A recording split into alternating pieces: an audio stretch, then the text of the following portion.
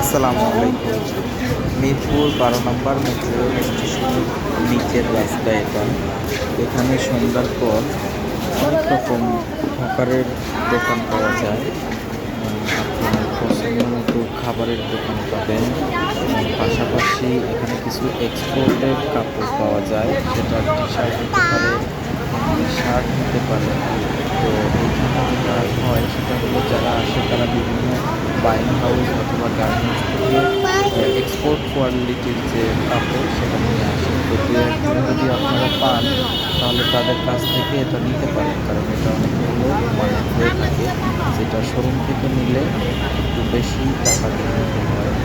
তো এখানে কিন্তু অনেক কম সেটা পাওয়া যায়।